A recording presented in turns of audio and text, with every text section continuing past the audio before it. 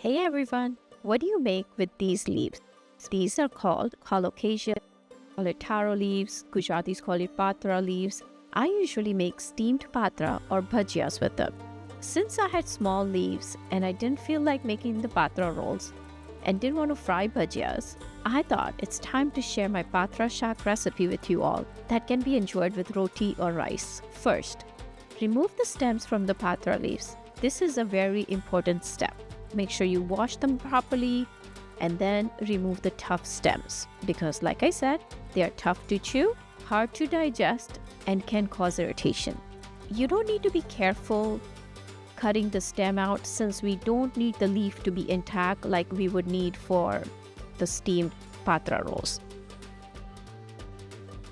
Once the stems are removed, stack the leaves, fold them in half, make a cut, roll them up, make a few more cuts and chop them up.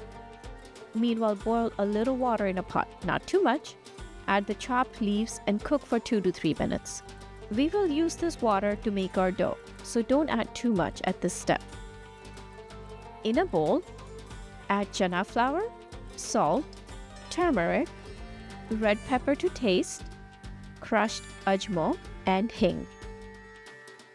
Mix the dry ingredients first, then add oil and the strained patra leaves. Mix it a few times and then gradually add the water from the pot until the dough is ready. If you end up using all the water from the patra leaves, then just add regular water after that. Or you can even add little yogurt.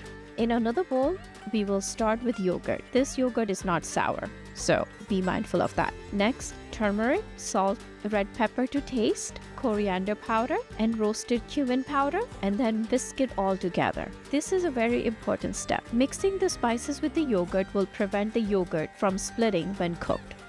Heat a non-stick pot with oil, or you can do a combination of oil and ghee like I'm doing. Add mustard seeds and let them splutter. Then add cumin seeds and grated garlic. Saute the garlic only for a few seconds. Then add tomato puree, salt, and turmeric. Season each step with salt and adjust it at the end. While the tomatoes are cooking, I like to heat some water and keep it ready. Red pepper to taste. Cook the tomatoes until they are dry and stay in place when pushed aside using a spatula. If it comes back in together, then it still has water. It needs to be dry. This is an important step. Turn off the heat and add the whisked yogurt mixture.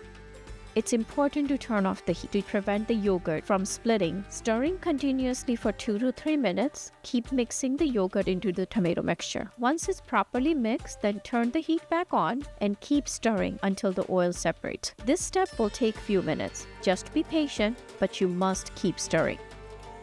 Taste and adjust the seasoning. I added a little more coriander powder and red pepper. You do you.